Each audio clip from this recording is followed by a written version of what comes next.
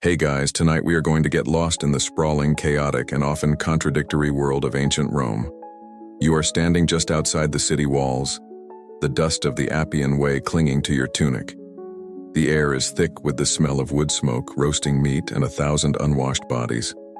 Before you is the largest city on earth, a glittering, grimy marvel of marble and mud brick, and somewhere inside its labyrinthine streets is a tiny, curious object.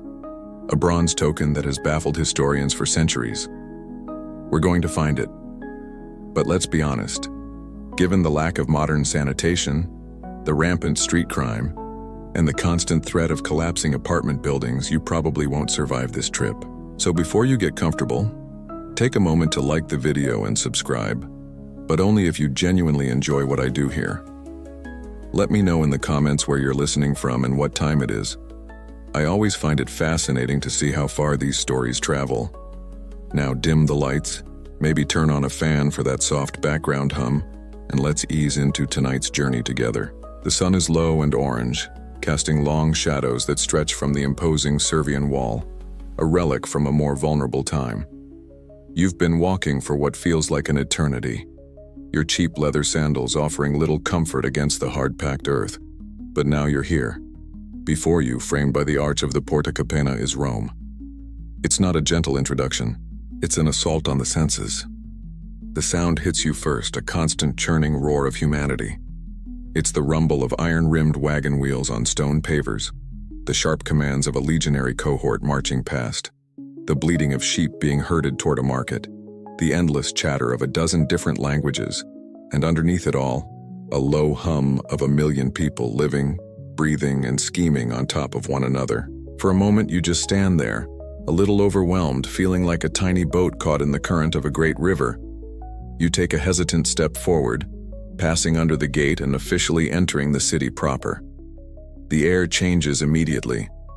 The dusty scent of the countryside is replaced by the city's unique perfume, baked bread from a nearby pastrinum, the sharp tang of cheap wine spilling from a tavern door, the metallic scent of a blacksmith's forge, and the ever-present eye-watering ammonia sting of a public latrine. You try to breathe through your mouth.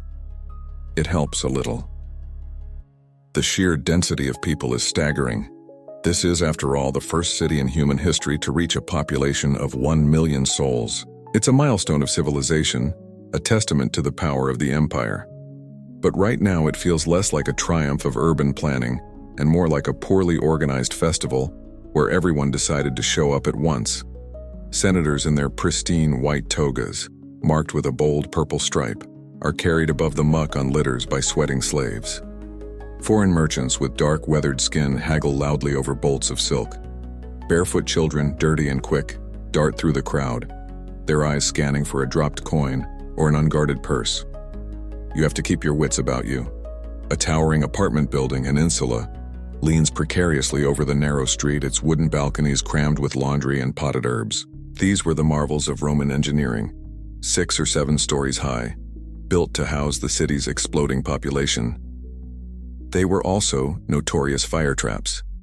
The city's fire brigade, the Vigiles Urbani, were always on patrol, but they were often fighting a losing battle. A popular joke is that it's cheaper to just let the building burn and rebuild than to try and put out a serious fire. Some landlords, it's whispered, even set the fires themselves for the insurance payout. You make a mental note to stick to the middle of the street, away from any ominous creaking sounds from above. As you shuffle along with the crowd, you begin to notice the details. A politician's campaign slogan is painted in rough red letters on a wall. Vote for Marcus, he bakes good bread. A woman sells honey cakes from a small tray, swatting away flies with a weary hand. A snake charmer plays a reedy tune on a pipe, a small crowd gathering around him. It's a city of immense contradictions. You pass the gleaming marble facade of a temple dedicated to Jupiter, its steps pristine, and then, not 20 feet away, you have to sidestep a river of foul-smelling water flowing from a blocked drain.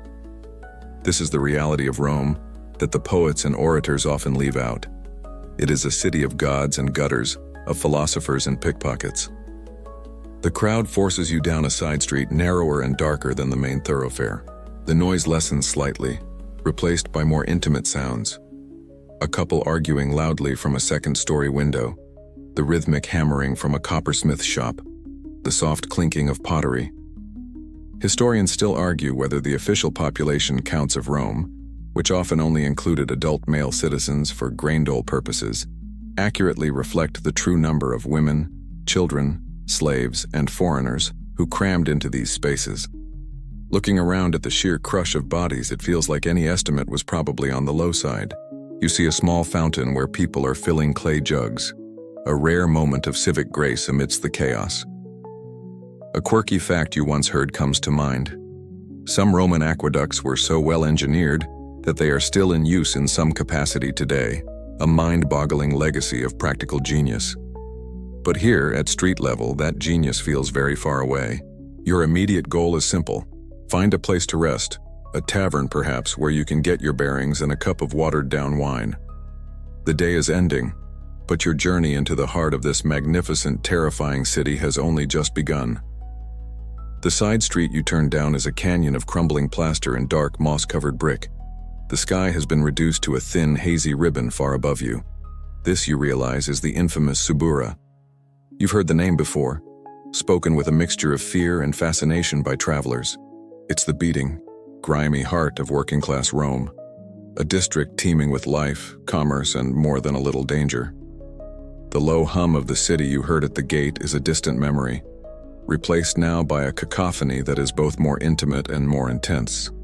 Every open doorway spills a new sound into the street. From one, the rhythmic thump-thump-thump of a fuller pounding wool cloth with his bare feet in a vat of aged urine, a key ingredient in Roman laundry. You hurry past, pinching the bridge of your nose. From another, the high-pitched squeal of a pig being slaughtered for the evening meal, followed by the sizzle of hot oil. You press yourself against a wall to let a porter pass, a massive man with a back bent like a bow, carrying a ceramic amphora of wine that must weigh more than you do. He grunts a warning without looking at you. Personal space is a luxury that doesn't exist here. Social distancing in the Subura means you are not actively wearing the same toga as the person next to you, and even that isn't a guarantee. The street itself is narrow and slick with things you'd rather not identify. A thin channel runs down the center, carrying away refuse, but it seems to be fighting a losing battle. You focus on placing your feet on the raised stepping stones that dot the path, small islands in a sea of urban filth. Despite the squalor, there's an undeniable energy here. Life is lived in the open. You see a weaver sitting at a large loom just inside her doorway, her shuttle flying back and forth with practiced ease. Next to her is a baker, his face and arms white with flour, sliding flatbreads into a clay oven built into the wall. The smell is intoxicating, a welcome change from the fuller's workshop.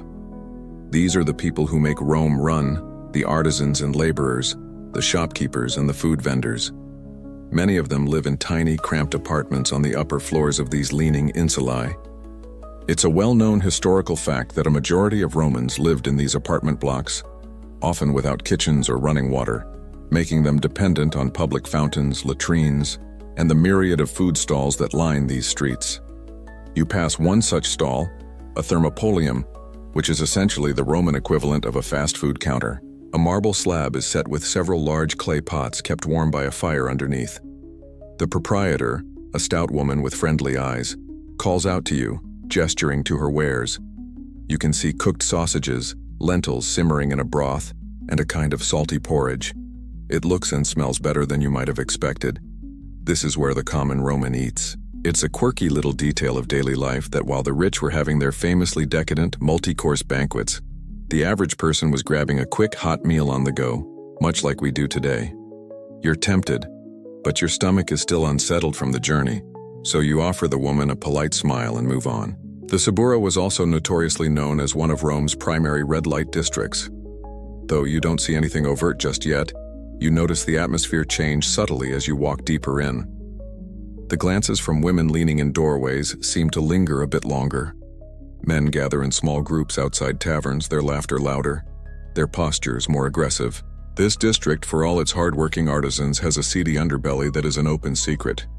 Even the great Julius Caesar was born here, a strange irony given the neighborhood's later reputation for vice. Historians still argue whether a person of talent and ambition could ever truly escape the Subura's gravitational pull, or if being born here meant you were forever marked by its reputation. For every Caesar who rose to the pinnacle of power, there were 100,000 others who lived and died within these same few narrow blocks. As dusk settles, the shadows deepen, and the district becomes more intimidating. Torches are being lit, casting a flickering, unreliable light that makes everything seem to move. You know you need to find a place to stay, or at least a tavern to rest in, before full night arrives. The streets of Rome are not safe after dark. There is no official street lighting, and the part-time city watch, the vigils, are more concerned with fires than muggings. You pull your thin cloak a little tighter around you. The character of these buildings is starting to feel less charming and rustic, and more structurally unsound. You half expect one of the overhanging wooden balconies to finally give way and come crashing down. You quicken your pace, your eyes scanning the signs hanging over the tavern doors. A painted bunch of grapes, a carved eagle, a simple clay jug. You're looking for a place that seems, well, less likely to involve a knife fight. Finally, you spot it. A modest-looking capona with a relatively clean-looking doorway. A painted sign shows a cheerful-looking man pouring wine. It seems as good a bet as any. You take a deep breath, push aside the heavy leather flap that serves as a door, and step out of the noisy street and into the dim, smoky interior. The inside of the capona is a wall of heat and noise. The air is thick with smoke from oil lamps and a charcoal brazier in the corner, mingling with the scents of spilled wine, roasting meat, and damp wool. It's crowded, filled with a cross-section of the Subura's residents, dock workers still smelling of the Tiber off-duty city watchman, a couple of artisans arguing over a game of dice, and several women who might or might not be here just for the wine. You find a small, three-legged stool in a dimly lit corner, grateful to be off your feet and out of the river of people in the street. The tavern keeper, a burly man with a scarred face and an apron that has seen better decades, gives you a questioning look. You hold up a single finger and make a gesture of drinking. He nods, his expression unchanging. He soon returns and slaps a rough wooden cup and a small plate with a hunk of dark bread and a few salty olives onto the rickety table in front of you. The cup is filled with a dark reddish wine. You take a cautious sip. It's sour, watery, and has a distinct flavor of the resin used to line the amphora it was stored in.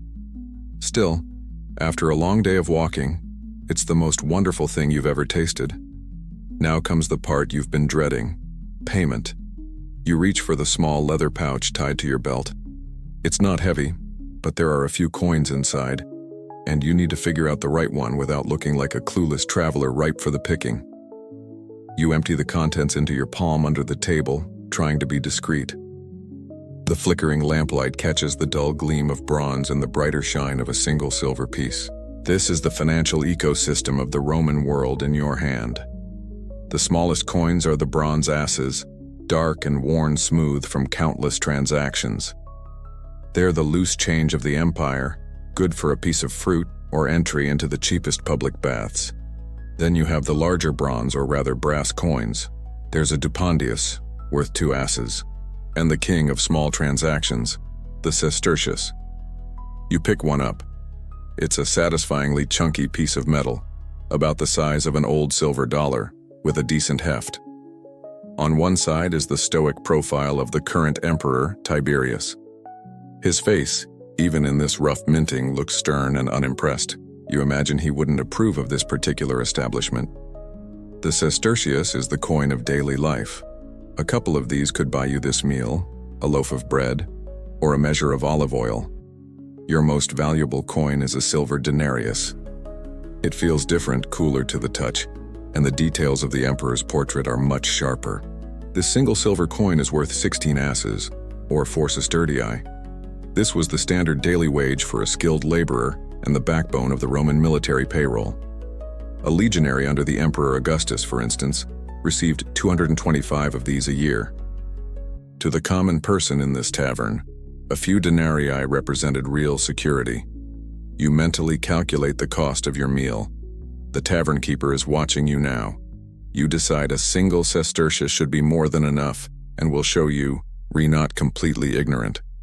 You slide the other coins back into your pouch, a little voice in your head reminding you to check them later. Coin counterfeiting is a popular local sport, with fakes known as suberati, bronze cores plated with a thin layer of silver, circulating widely. Even the government itself was known to debase the currency, slowly reducing the amount of precious metal over time. You catch the tavern keeper's eye and push the sestertius across the table. He scoops it up without a word, inspects it for a moment, and then drops it into a wooden box.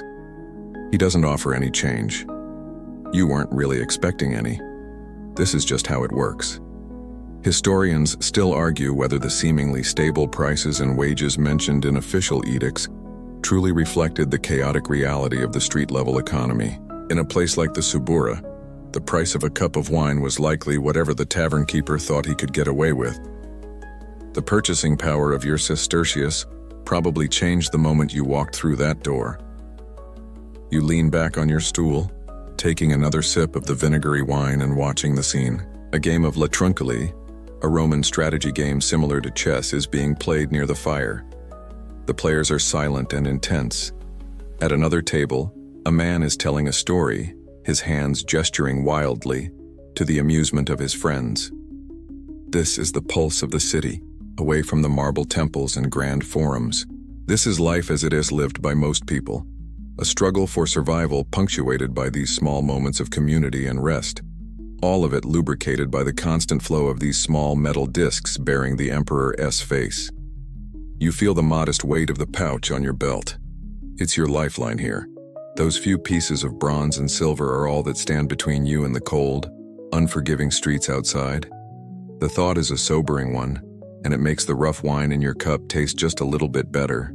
You nurse your cup of wine, letting the warmth and the low thrum of conversation in the tavern seep into your bones. The weariness from your journey is starting to fade, replaced by a detached curiosity about the lives swirling around you.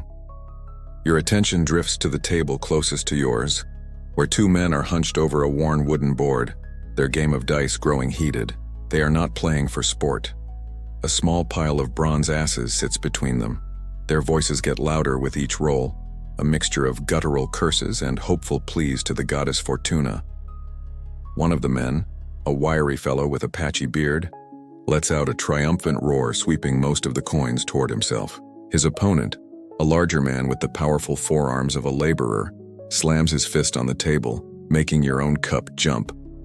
"You cheated," the big man growls, his voice low and dangerous. "Fortuna favored me," the wiry man grins, showing a few missing teeth. "Pay what you owe." The loser mutters another curse and digs into a pouch on his belt. He seems to be out of standard coins. After a moment of fumbling, he pulls something out and throws it onto the table with disgust. It's a small, dark metal disc, about the size of a modern nickel. It's not a sestertius or an as. It looks different. The wiry man scoops it up, bites it, a common practice to test the metal, and then laughs. "Always a pleasure," he says, and turns to the tavern keeper to order another round. In his haste, the small token slips from his fingers, bounces once on the grimy wooden tabletop, and rolls onto the packed earth floor. It comes to a stop right next to your sandal. For a moment, nobody moves. The game is over, the tension broken. The winner is too busy celebrating his victory to notice. Your first thought is to leave it there. The floor of this tavern is a place of last resort for fallen objects. A sticky archaeological layer of spilled wine, sawdust, and who knows what else. But curiosity, that most human of impulses, gets the better of you. You bend down slowly, your eyes scanning to make sure no one is paying you any mind, and pinch the edge of the token. It feels cool and solid in your hand. You bring it up slowly, shielding it from view, and turn it toward the flickering lamplight. And then you see it. Your breath catches in your throat. This is no imperial coin. There is no stern portrait of Tiberius, no depiction of a god or a military standard. Instead, the face of the token is stamped with a scene of stunning explicitness. It depicts two figures, a man and a woman, in an intimate embrace. The craftsmanship is surprisingly fine for such a small and seemingly insignificant object. The lines are clear, the figures rendered with a casual, almost cheerful realism. It's not pornographic in a grim or shocking way, it's just matter of fact. You feel a blush creep up your neck. You've seen suggestive frescoes and Bawdy graffiti scrawled on city walls, but you've never seen anything like this minted on what looks like a piece of currency. You quickly flip it over. The reverse side is plain by comparison, bearing only a single bold Roman numeral in the center. R4. What could that possibly mean? The wiry gambler finally notices you and the missing piece. He leans over, his breath smelling of sour wine. "That's mine," he says, not unkindly. You quickly hand it back to him. Your mind is racing. What was that thing? He grunts his thanks, snatches it back, and without a second thought, slaps it down on the bar to pay for his next drink. The tavern keeper accepts it as if it were any other coin. You sit back on your stool, your mind reeling. The image is seared into your memory. This strange object, this token, is apparently common enough to be used as currency, at least in a place like this. You've just had your first encounter with a Roman Spintriae. It's a modern name, of course, coined by numismatists centuries later. The word itself comes from the historian Suetonius, who used Spintriae to describe a type of young male pleasure provider supposedly employed by the Emperor Tiberius during his infamous retreat on the island of Capri. It's a quirky and perhaps unfair association, but the scandalous name stuck to these scandalous little tokens. The Romans' own name for them has been lost to time. Historians still argue whether these objects were, as this scene suggests, a form of brothel currency, or perhaps just provocative gaming pieces, or even satirical political statements. The truth is, nobody knows for sure. All you know is that the simple, predictable world of asses, sestertii, and denarii has just become infinitely more complicated and mysterious. The city of Rome, you're beginning to understand, has secrets hidden in its grimiest corners, stamped onto the faces of its smallest coins.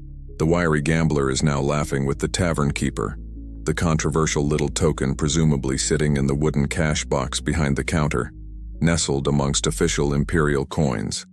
The moment has passed. The brief flare of tension is gone. But for you, the tavern has changed. It's as if a curtain has been pulled back, revealing a hidden layer of the city's life that you never knew existed. You can't shake the image of the object you held in your hand, its weight, its texture, its baffling design. You take another sip of wine and close your eyes, replaying the moment, trying to fix the details in your mind before they fade. You mentally zoom in on the token. It was bronze, or maybe brass, you think. It had the same dull brownish-green patina as the old asses in your pouch, but the quality of the strike was much better. The edges were smooth and worn from handling, indicating it had been in circulation for some time, passing through many hands, many pouches, many transactions, just like the one you witnessed. It wasn't some crude hand-carved amulet. It was clearly minted, struck with a die, just like official currency. This implied an organized professional source. Someone, somewhere, was manufacturing these things in quantity. The thought is staggering.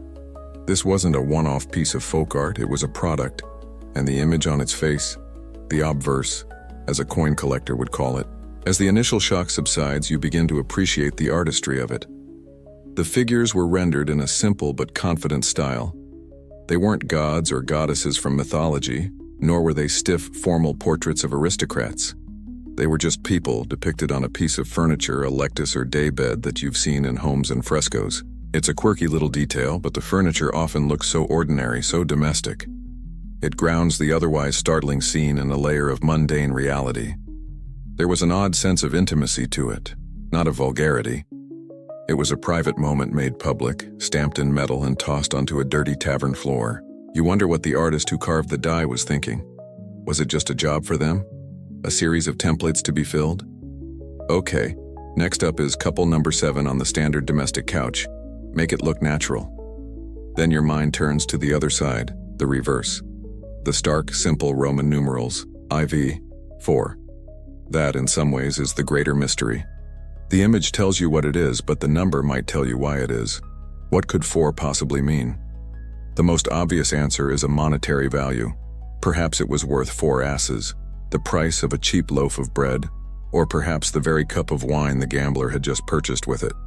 It's a tidy explanation. But if so, why not just use 4 as coins?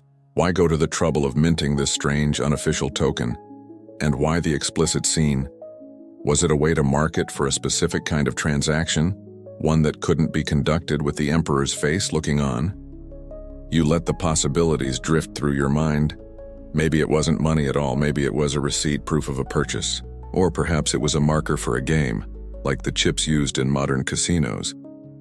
The gamblers you were watching were using standard coins, but maybe other, more complex games required specialized tokens. A roll of the dice could land you on a space where you had to pay a token of on 4. Or maybe the number had nothing to do with value or points. What if it was a location? Room 4. Bed 4. It's a chillingly practical thought.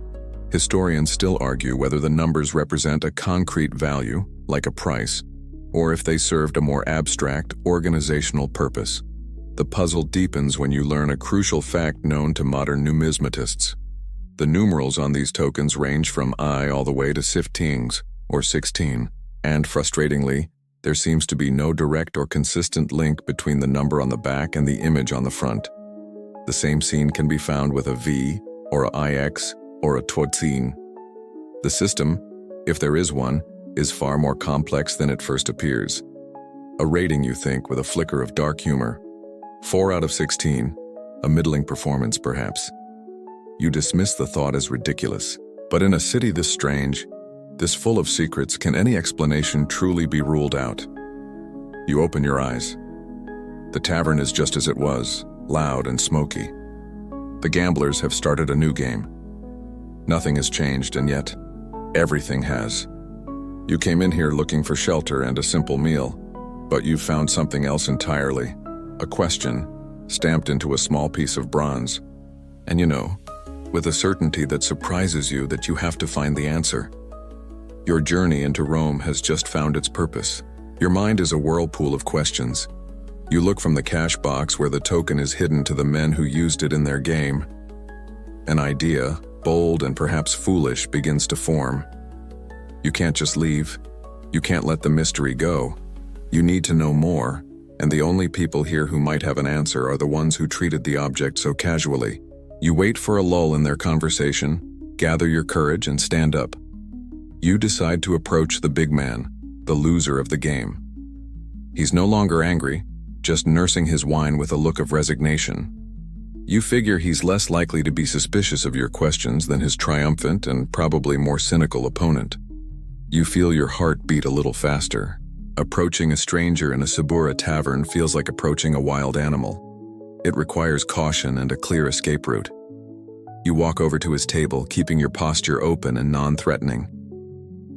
"Pardon me," you say, your voice quieter than you intended. "My name is Lucius. I'm new to the city." He looks up at you, his eyes slightly glazed from the wine, but not unfriendly. He gives a slow, non-committal grunt. "I couldn't help but notice the coin your friend won," you continue, choosing your words carefully. "The small bronze one. I've never seen one like it before. I'm trying to learn the ways of the city." You leave the last part hanging, an open invitation for him to display his superior local knowledge. He stares at you for a long moment, and you're convinced you've made a terrible mistake. Then a slow smile spreads across his face. He lets out a short, barking laugh. "A coin," he repeats, shaking his head. "Gods, you really are green.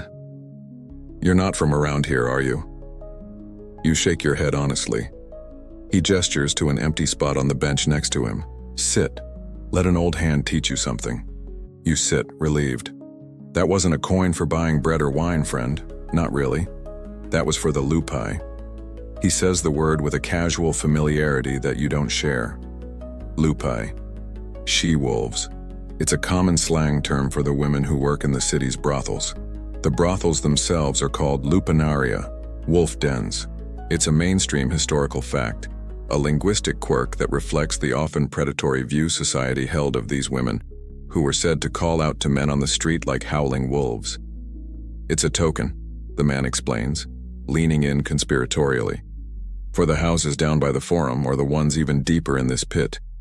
You go in, you buy a few of those from the Leno, the master, and that's what you pay the girls with. Suddenly, everything clicks into place. It's a shockingly simple and logical explanation. The brothel token theory. It's the most popular and enduring explanation for the existence of the Spintriae, and hearing it laid out by a local, it sounds like undeniable common sense. The man continues, warming to his subject. Think about it, he says, tapping a thick finger on the table. You can't take a proper denarius in there. It's got the emperor's divine face on it. The gods might strike you down for taking his sacred image into a place like that. Historians still argue whether this concern for the emperor's likeness was a genuine, widespread taboo or a convenient justification invented later. But to the man sitting next to you, it's an ironclad rule. Using a token was a way to keep commerce and sacrilege in two separate pockets. And, he adds, his voice dropping lower, most of the girls, they're not from here. They're from Gaul or Greece or Syria. They don't speak good Latin. And the customers? Soldiers from Britannia, sailors from Alexandria. Nobody can understand each other. He grins. But a picture? Everyone understands a picture. He makes a crude gesture with his hands. It's a visual menu. The image on the token communicates the specific act, and the number on the back communicates the price. A V for 4 asses, bait for 8. Simple, elegant. It overcomes any language barrier in the multicultural melting pot of Rome. A truly universal language. It also keeps the business clean, so to speak. The brothel owner, the Leno or his female equivalent, the Lena, controls the money. Patrons buy the tokens up front. The workers are paid in tokens. They then cash the tokens in at the end of their shift, at which point the owner takes their significant cut. It prevents theft and disputes. It turns the entire enterprise into a tidy, closed economic loop. Hearing it all explained, you feel a sense of clarity. The mystery that seemed so profound a few moments ago now feels like a simple, practical, and deeply cynical business solution. The man finishes his wine and stands up, clapping you on the shoulder. Now you know, Greenhorn. Stay safe in this city. He wanders out of the tavern, leaving you alone with this new, stark understanding. The token isn't a mystery to be solved. It's just a tool for the city's oldest trade. And to truly understand the tool, you realize you'll have to see the workshop where it was used. You leave the tavern and step back into the cool night air. The street is darker now, the crowds thinner. The sounds of workshops and vendors have been replaced by the occasional burst of drunken laughter from a doorway and the distant barking of a dog. The local's explanation of the token echoes in your mind. It was so confident, so logical. A brothel token. To truly understand, you need to see the context for yourself. With a mix of trepidation and resolve, you begin to walk, heading deeper into the Subura's maze, searching for one of the infamous lupinaria. It isn't difficult to find. You pass a corner, and a scent hits you. Heavy, sweet perfume trying and failing to mask the underlying odors of unwashed bodies and stale wine. You see a doorway slightly more recessed than the others, with a single flickering oil lamp above it. Carved into the stone lintel is a symbol that leaves no room for doubt. A phallus pointing the way. In ancient Rome, this wasn't necessarily a shocking or obscene symbol. It was a common emblem of good fortune and a way to ward off the evil eye. But here, in this part of the city, at this time of night, its meaning was far more direct. It was an advertisement. You hesitate for a heartbeat, your mind racing. This feels like crossing a threshold into another world, a part of Roman life that is rarely written about in the official histories.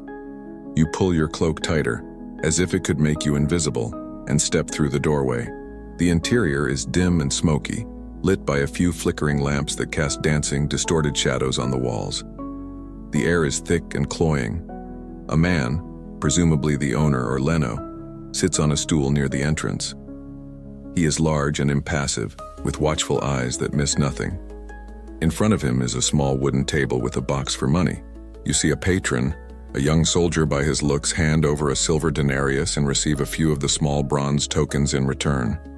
The scene is exactly as the man in the tavern described. Your eyes adjust to the gloom and you take in the layout of the place. It's small and starkly functional. You are in a narrow central corridor. On either side, a series of low doorways lead into what can only be described as cells. There are 5 or 6 of them on this ground floor. These are the celli, the small rooms where the business of the house is conducted. The design philosophy here appears to be centered on durability and efficiency. There are no comforts, no decorations, just the bare essentials. You peer into one of the empty rooms. It's tiny, barely large enough for 2 people. A platform of masonry is built directly against the far wall, serving as a bed. There might have been a thin mattress or a straw pallet on it once, but now it's just cold, hard stone. The only light comes from the corridor. It's a claustrophobic, anonymous space. What is not plain, however, are the walls. The plaster is covered, from floor to ceiling, in a chaotic tapestry of graffiti. Names, dates, crude drawings, boasts, and complaints.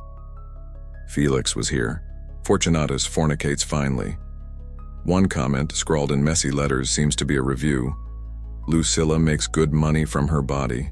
You even spot a surprisingly tender one. Here I enjoyed the company of many beautiful girls. This is the real, unfiltered voice of the Roman street, a quirky and incredibly human archive of countless transient encounters. These walls have seen everything, and they bear the marks to prove it. Above the doorways to the cells, painted directly onto the plaster, are a series of small frescoes. And just like the token, they are explicit, depicting various couples in a range of intimate poses. Historians still argue whether these frescoes were a literal menu of services, a visual guide for non-Latin speaking customers to point to, or if they were simply atmospheric decoration, meant to get patrons in the right frame of mind. Looking at them now, they feel like a direct link to the tokens. The style is similar, the subject matter identical.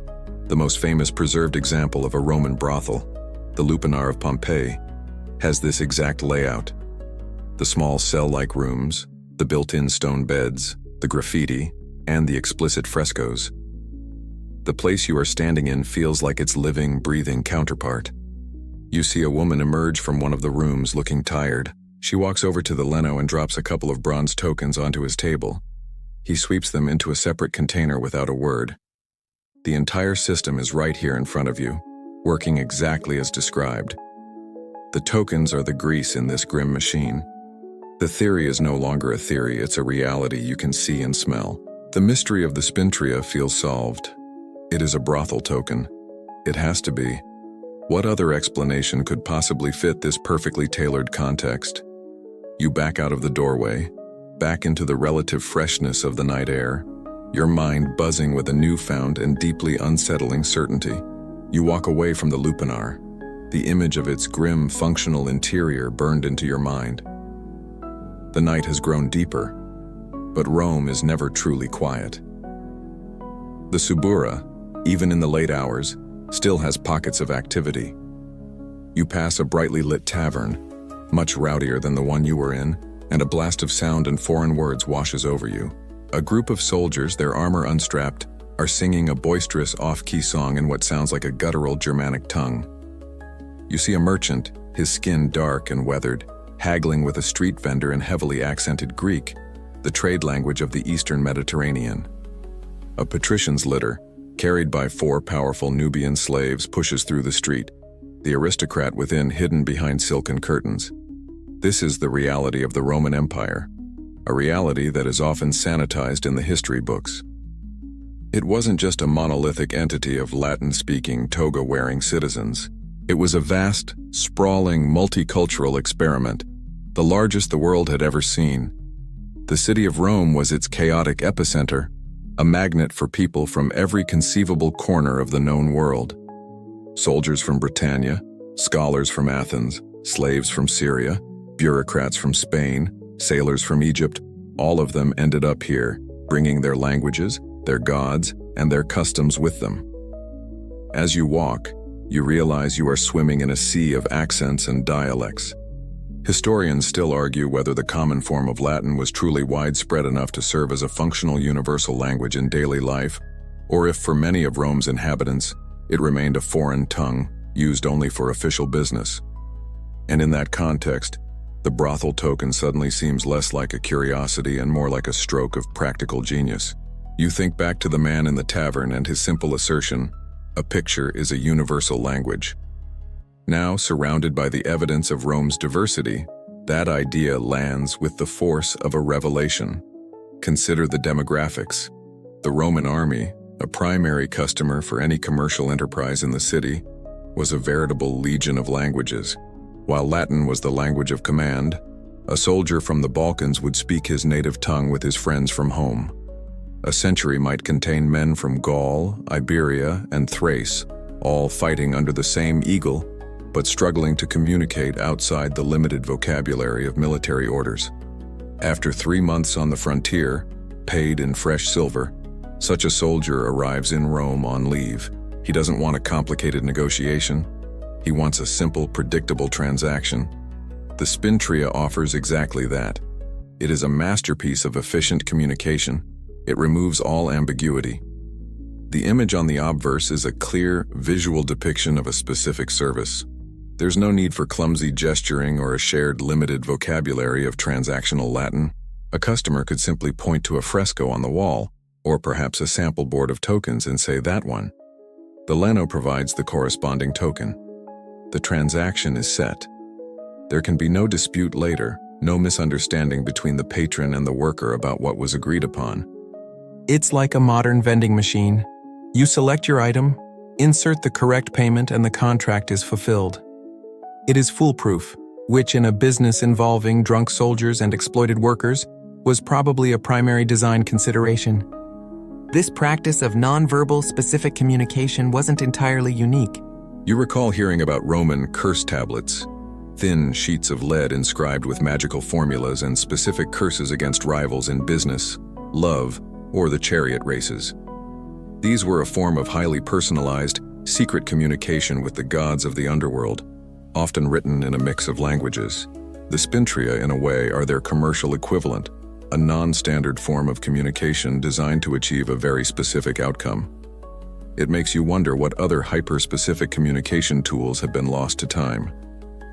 Thinking about it this way, the explicit nature of the tokens ceases to be purely for titillation. It becomes a matter of clear labeling. It is a product description. The Romans, for all their poetry and philosophy, were an intensely practical people. They built aqueducts that carried water for hundreds of miles with breathtaking precision. They built roads that are still visible today. They organized supply chains that fed 1 million people. It only makes sense that they would apply that same practical, problem-solving mindset to the messy, complicated business of sex work. The language barrier was a problem. The potential for conflict and misunderstanding was a problem. The Spintriae was the elegant, if shameless, solution. It ensured that a Celt who only knew 100 words of Latin could conduct a transaction with a Greek-speaking girl from Ephesus with perfect clarity and efficiency. The Bawdy little token, you conclude, is a testament not to Roman depravity, but to Roman pragmatism. The multicultural chaos of the Roman street continues to swirl around you, but your focus has narrowed. You're no longer just an observer. You're piecing together a puzzle, and the outline is becoming clearer with every step. You've just rationalized the images on the Spintriae as a practical solution to the language barrier. Now, your mind turns to the other side of the token, the numeral. If the picture is the what, the number must be the how much. It's the only thing that makes sense. The token isn't just a menu, it's a price tag. You think back to the token you saw, the one marked with IV. 4. In the logic of the Roman street, this would almost certainly translate to a value in asses, the base unit of bronze currency. 4 asses. It's a tangible, understandable amount. With the theory of the brothel token firmly in your mind, a whole economic system begins to unfold. The numerals, ranging from I to 59, don't represent random positions or room numbers. They represent a tiered pricing structure for the services offered within the lupanar. It's a simple, brutally capitalist model. Let's break it down. A token with a I or I on the back would be the bargain basement option. What could you get for 2 asses? For context, a loaf of bread might cost you 1 as, and entry into the grand public baths was often as cheap as a single quadrans, which is only a quarter of an A's. So 2 asses is not a lot of money, but it's not nothing. Perhaps it was the price for the least experienced girls, or for a very brief amount of time. In fact, archaeologists in Pompeii have found graffiti that seems to confirm this very price point. One bit of scrawled Latin, a quirky and sad little historical record, notes that a woman named Eutychus, whose manners are very accommodating, was available for 2 asses. The tokens seem to reflect a known real-world price. Then you have the mid-range tokens like the IV you saw, or others you can now imagine. V, Fitini. This would have been the standard price for a standard service. 8 asses would be a respectable amount of money for a common laborer or soldier to spend, a significant portion of a day's wages, but an affordable indulgence. This would be the bread and butter of the establishment, the price point that kept the whole grim enterprise afloat. The different numbers might correspond to different women, graded by their perceived beauty or skill, or perhaps to different services, as depicted on the other side of the token. The system is flexible and allows for a varied menu of options and prices. It's organized, it's clear. No haggling, no arguments. The price is literally stamped in brass. And finally, you have the top of the range, the token marked Spintriae, 16 asses. This is a significant sum, as 16 asses are equal to 1 silver denarius. A denarius was a lot of money to the average person. It was more than a legionary earned in a day. This would be the premium top-shelf option. The CC token would be for the most beautiful, most accomplished woman in the house. It might have bought more time, a private, more comfortable room away from the stone cells, or a service that was considered a specialty. It represents the luxury end of the market. You can almost picture the Lino pointing a wealthy patron toward a specific token, saying, "For a man of your stature, I recommend the 16. You won't be disappointed." Historians still argue whether these prices would have been standardized across the city, creating a predictable market, or if they were hyper-local. Perhaps the tokens were only valid in the specific brothel where they were purchased. A Leno in the rough-and-tumble Subura might have a completely different price scale than one in a slightly more upscale district, closer to the Forum. The tokens could have been color-coded or marked in a subtle way to prevent fraud between establishments. The possibilities for this internal economy are complex, but the basic principle that the number equals the price in asses seems unshakable. It explains everything about the reverse of the token. It fits the evidence of the graffiti. It aligns with what we know about the Roman cost of living. It's the final, crucial piece of the puzzle. The image shows the product. The number shows the price. The case, you feel, is closed. The Bawdy Roman coin is no mystery at all, it's just an invoice. You find a quiet spot on the stone steps of a small shuttered temple, away from the main thoroughfare. The moon is high now, casting a pale, silvery light on the worn marble. The city has finally begun to fall into a hushed slumber. It's here, in the sudden quiet, that you allow yourself to truly process everything you've seen and learned. The theory is so neat, so complete. The chaotic, multicultural city creates a language problem. The taboo against using the Emperor ES image in a place of ill repute creates a social problem. The need for the Leno to control his cash flow creates a business problem. And the Spintriae, that tiny piece of bronze, elegantly solves all three. The picture is the service. The number is the price. It fits the context of the lupanar like a key in a lock. You lean back against a cold column, a feeling of satisfaction washing over you. The mystery is solved. But then, a small, unwelcome thought, like a pebble in your shoe, begins to surface. It's a simple question, born of the perfect completeness of the theory itself. If these tokens were the essential daily currency of every brothel in Rome, why did you only see one? And why did it seem like a novelty even to the gambler who used it? If they were so common, so integral to the trade, shouldn't they be everywhere in a district like the Subura? The thought begins to grow, nagging at the edges of your certainty. You think back to the lupanar you visited. You saw the transaction, the soldier buying tokens from the owner. It was the perfect proof. But what if it wasn't proof? What if it was just a coincidence? You start to think like an investigator, a historian. What is the physical evidence? Where have these tokens actually been found? The obvious answer: The place you would expect to find them in abundance is in the excavated ruins of Roman brothels. Archaeologists have been digging up the Roman world for centuries. They have uncovered dozens of sites believed to be brothels, from Britain to Syria. They are meticulous. They sift through every shovelful of dirt, cataloging every shard of pottery, every rusty nail, every single coin. And here is the devastating, theory-shattering fact. They don't find Spintriae in brothels. The silence of the archaeology is deafening. The most famous, perfectly preserved brothel in the entire Roman world is the Lupanar of Pompeii, the very place whose layout confirmed your suspicions. It was buried in volcanic ash in 79 AD, a perfect snapshot of Roman life, frozen in time. Thousands upon thousands of coins have been recovered from the ruins of Pompeii. Hundreds of coins have been found inside that specific brothel building. Coins dropped by customers, coins hidden by workers, coins left in the till when the sky turned black. And of all the coins found within the walls of the Lupanar of Pompeii, the one place on earth where you would bet your life you'd find a brothel token, not a single Spintriae has ever been discovered. Let that sink in. The one artifact supposedly designed for that specific environment is the one artifact that is never, ever found there. It's a void. A gaping hole in the heart of the most popular theory. It's like excavating an ancient casino and finding dice, drinking cups, and furniture, but not a single gambling chip. The absence is more powerful than any presence. It demands an explanation. Immediately, your mind scrambles to defend the theory. Historians still argue whether this lack of evidence is definitive, and they've proposed explanations.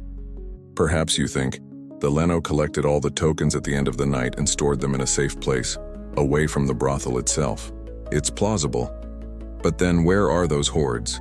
No significant caches of Spintriae have ever been found. They turn up randomly, one or two at a time, scattered across the empire. Another idea. Maybe the tokens were periodically melted down and re-minted. Also plausible. But Roman bronze was always being recycled. Why would Spintriae be the only things to vanish while common worn-out asses are found in the brothel's drains? The excuses feel thin, unsatisfying. They sound like the desperate reasoning of someone trying to make the evidence fit the theory instead of the other way around. The beautiful, simple, logical explanation that made perfect sense an hour ago now seems fragile. Perhaps even naive. You looked at the problem and saw the obvious answer. But the obvious answer, it turns out, is contradicted by the hard, silent evidence of the ground itself. The key doesn't fit the lock. Maybe it was never meant to. You look up at the moon. The mystery you thought you had solved has just broken wide open again, and is now far deeper and more confusing than it ever was before. The moonlit temple steps have grown cold. Your certainty has evaporated, leaving behind a chilly confusion.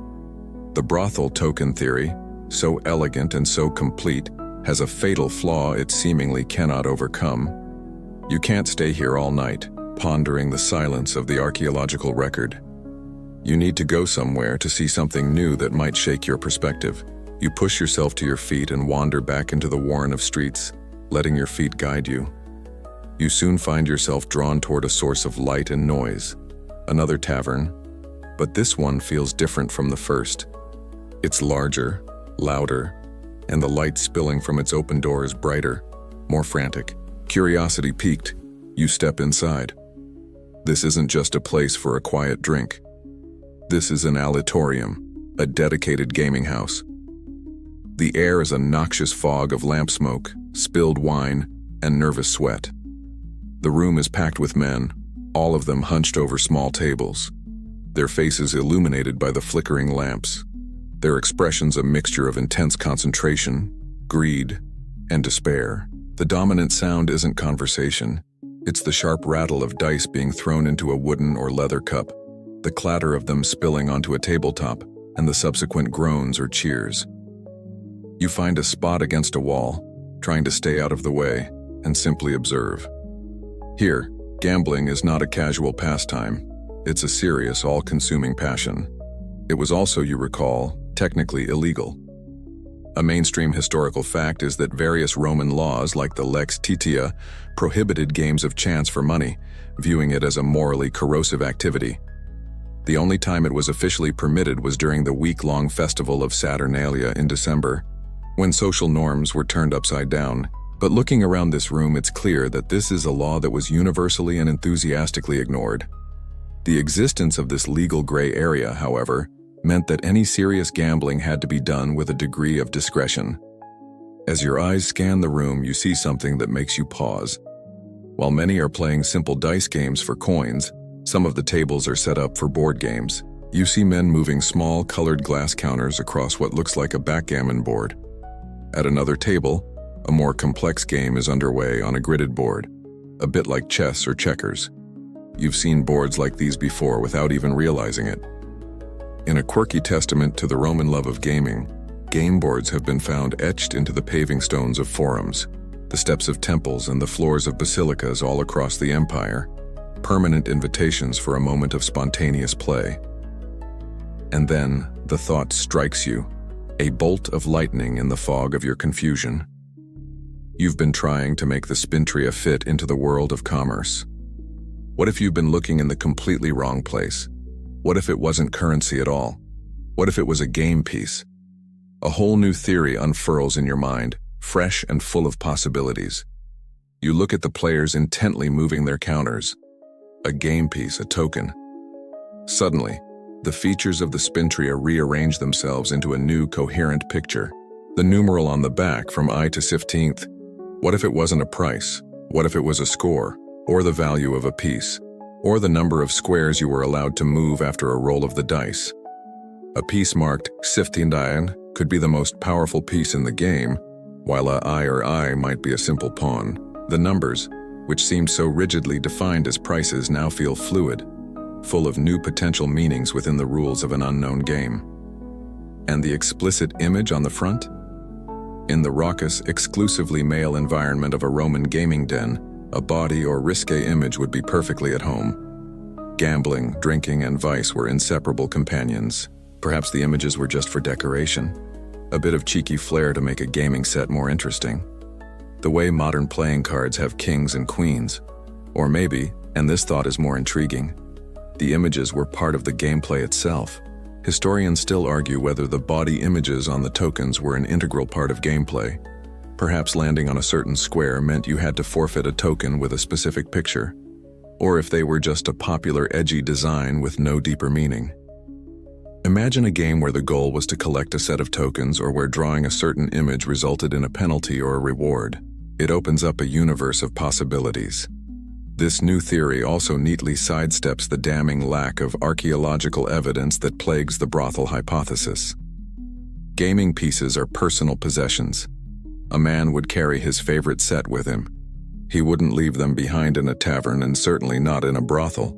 They would travel with him, get lost one by one along a roadside, fall out of a pouch in a military camp, or be dropped on a ship.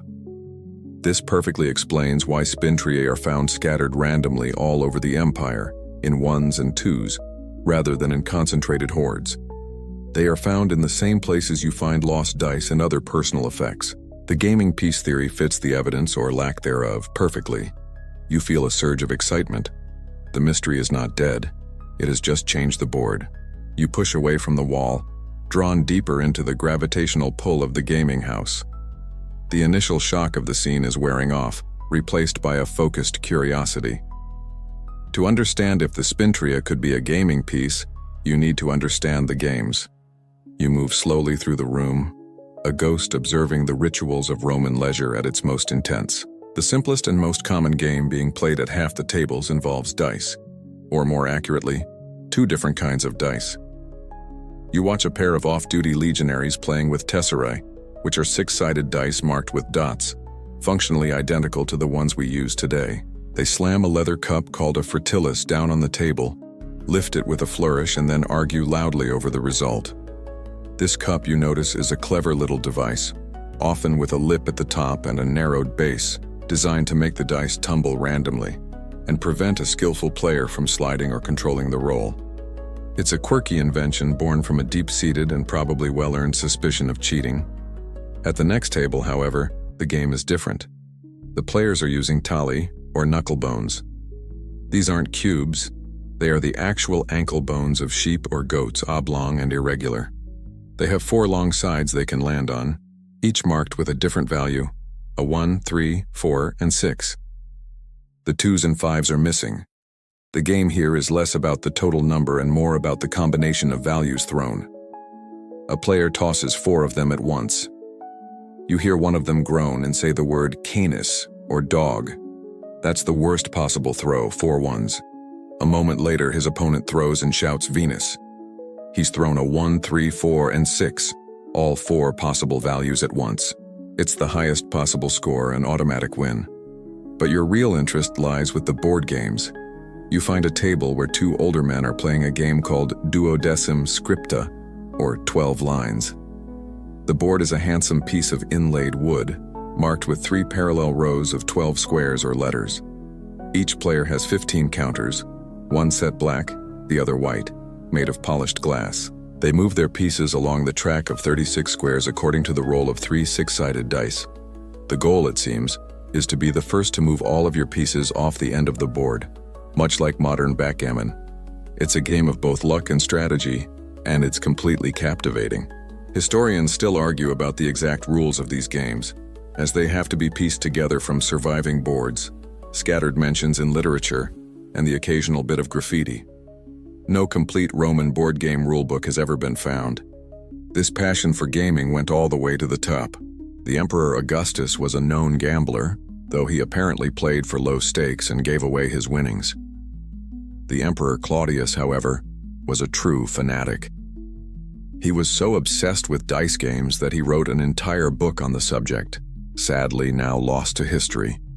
He even had a special gaming board built into his carriage so that the jolts of the road wouldn't disturb his game. It's a charming, humanizing detail.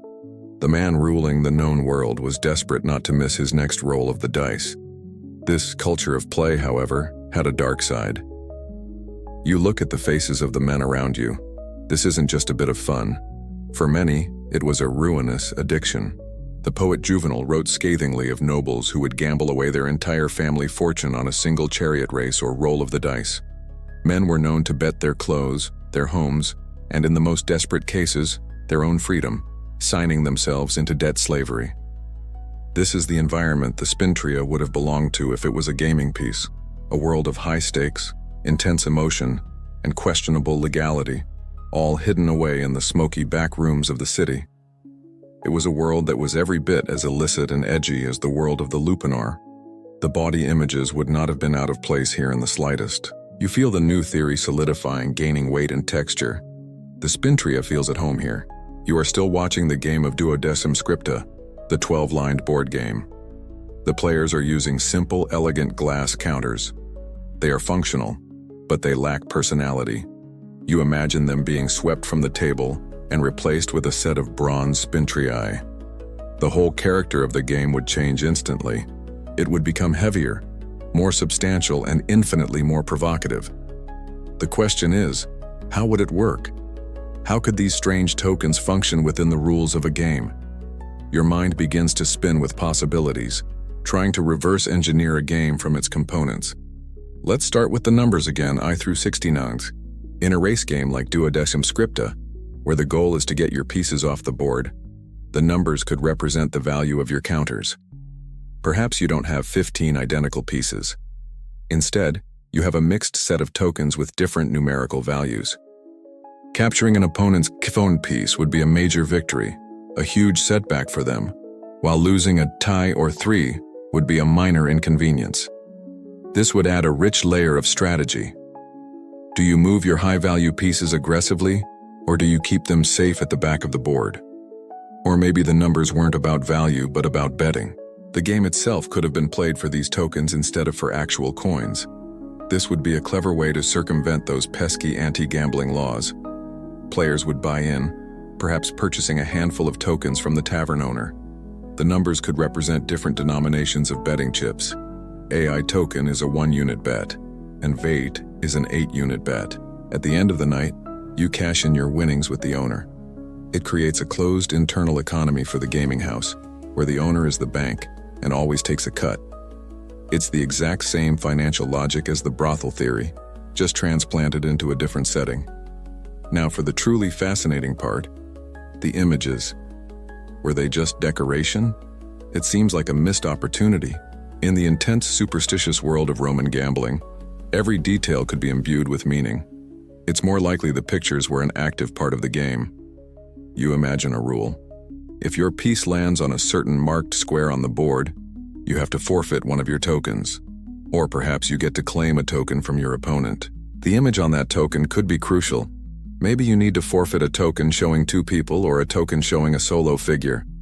This leads to another, even more exciting idea. What if the game wasn't a race at all? What if it was about collecting sets of tokens like collecting a winning hand of cards? Historians still argue whether the Spintriae were for a single, specific game that has been lost, or if they were more like a deck of cards, adaptable for many different games. Imagine a game where the goal is to assemble a set of 5 tokens that meets certain criteria, a full house of images, so to speak.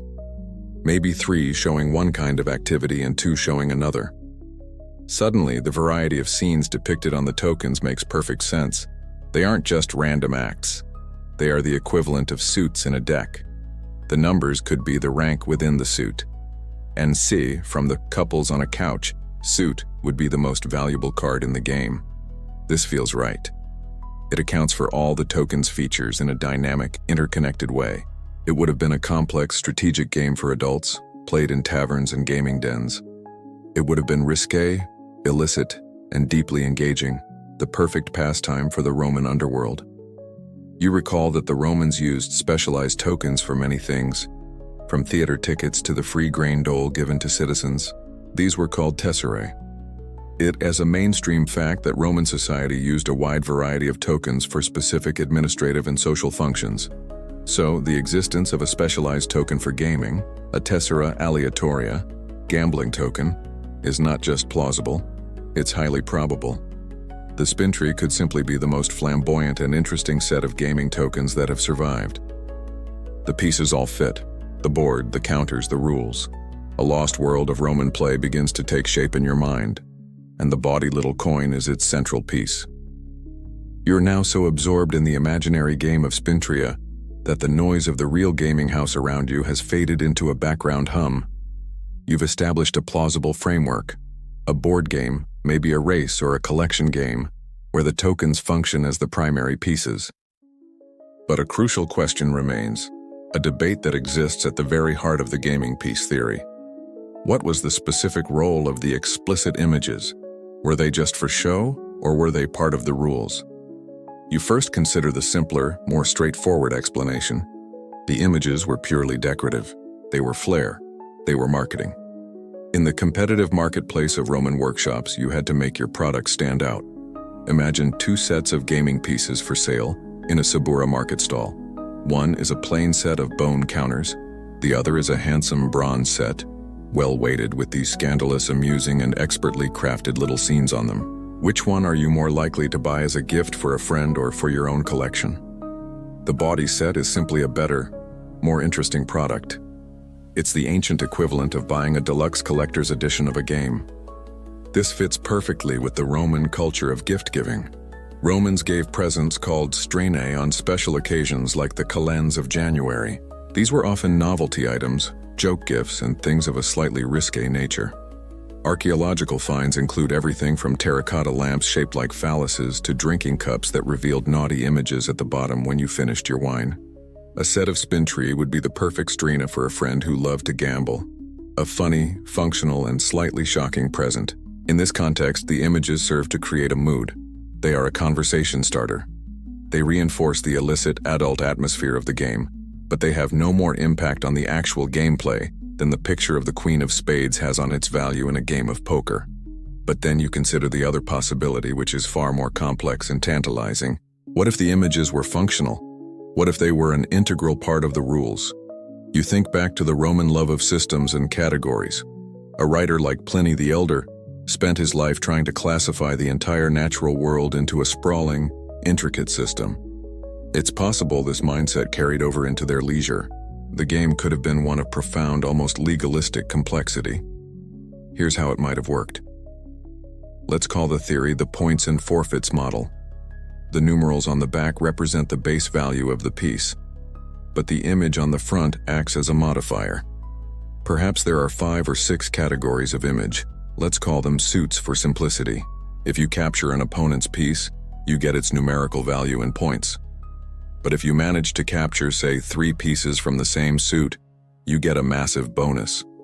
The game would become a hunt for specific images, adding a layer of strategic depth.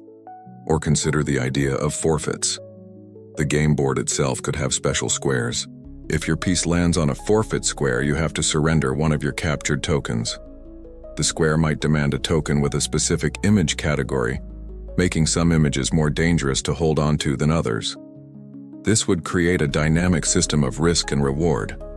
Holding a high-value DVI token is great for your score, but if it's from a commonly forfeited suit, it becomes a liability, a target for your opponent. Historians still argue whether the scenes were just for decoration, a bit of risque marketing to make a game set more appealing, or if they were a functional part of an unknown game's rules indicating points, powers, or forfeits. Without a surviving rulebook, the Rosetta Stone of Roman gaming, it's impossible to say for sure. Both theories are plausible. The decorative theory is simpler and requires fewer assumptions, but the functional theory, with its vision of a complex game of sets, suits, and forfeits, feels more Roman. It feels like the product of a culture that built the Colosseum and codified 1,000 years of law. Why would they stop at a simple game of roll and move when they could create a Baroque masterpiece of strategy and subterfuge, all played out with these scandalous little pieces of bronze? You are left staring into the heart of a new mystery within the old one. Even if you found the right context, the specific meaning remains tantalizingly out of reach. The gaming house finally spits you out into the pre-dawn chill. The last of the gamblers are stumbling home, their pouches either heavy with winnings or depressingly light. You manage to find a cheap room in a nearby inn, a small, windowless cube with a straw mattress that feels only marginally softer than the temple steps.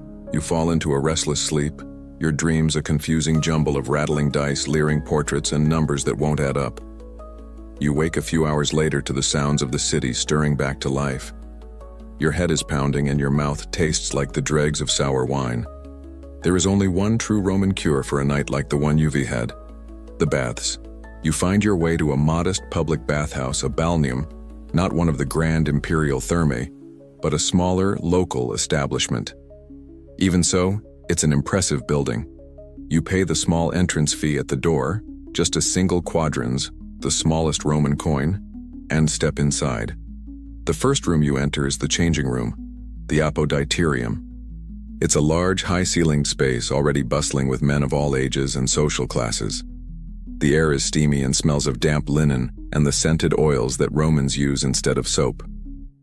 Along the walls are rows of open, recessed shelves cut directly into the plaster called loculi. This is where you are meant to leave your clothes, your money pouch, your sandals, everything you own. You look at the open shelves and then at the slave attendant, the Capsarius, who is supposed to be guarding them. He's a skinny teenager who looks bored out of his mind.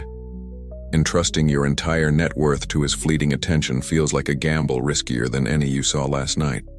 Theft from the bathhouses was a notorious and rampant problem. The poet Catullus wrote about his fear of bathhouse thieves, and curse tablets have been found where victims beg the gods to strike down the person who stole their tunic.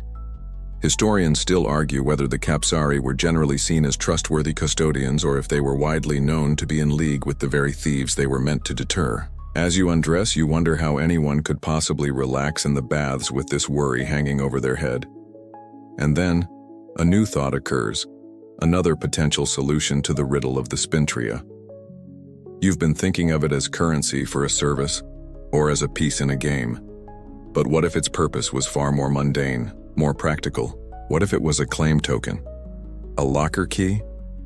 You look at the rows of identical niches. It would be a simple system. The niches are numbered. You hand your bundle of clothes to the Capsarius. He places it in niche number 4. He then hands you a token stamped with the numeral IV. You go about your bathing, and when you return, you hand him the token. He retrieves your clothes from the corresponding niche. It's a simple, secure, and almost foolproof system for managing the personal property of hundreds of patrons a day. This new theory clicks into place with a satisfying practical logic. The numerals I through 15X, which have been the source of so much speculation, suddenly have the most straightforward explanation imaginable. They are not prices. They are not points. They are simply locker numbers. A small bathhouse might only have 16 storage niches. The system works perfectly. It explains the numbers better perhaps than any other theory. But what about the images? Why would a locker token need a Bawdy explicit scene on it? This is the weaker point of the theory, but you can still reason your way to a plausible answer. Perhaps it was a form of security. A simple numbered disc could be easily counterfeited, but a token with a complex, professionally minted image would be much harder to fake. A would-be thief couldn't just carve a IV onto a bit of lead. He'd have to reproduce the specific, detailed image used by that particular bathhouse. Alternatively, maybe the images were just a bit of adult humor, appropriate for an environment where everyone was naked anyway. It's a thematically consistent design choice, you have to admit. You leave your clothes with the attendant nervously and begin the bathing ritual. You pass through the warm room, the tepidarium, allowing your body to acclimate before entering the intense, sweat-inducing heat of the hot room, the caldarium. This was the heart of the Roman bathing experience. Here you scrape your skin clean with a curved metal tool called a strigil, removing the oil, sweat, and dirt of the city. Finally, you take a bracing, heart-stopping plunge into the cold pool of the frigidarium. As you float in the cool water, the locker token theory settles in your mind. It is not as exciting as the brothel theory or as intellectually stimulating as the gaming piece theory. It's a mundane, utilitarian explanation. But the Romans were, above all, a practical people. And what could be more practical than not having your toga stolen while you enjoy a hot bath? You step out of the cold plunge pool, your skin tingling, your mind clear, and the grime and exhaustion of the last 24 hours washed away. An attendant hands you a rough linen towel. Wrapped in it, you leave the bathing chambers proper and enter the wider world of the bath complex. And it is a world unto itself.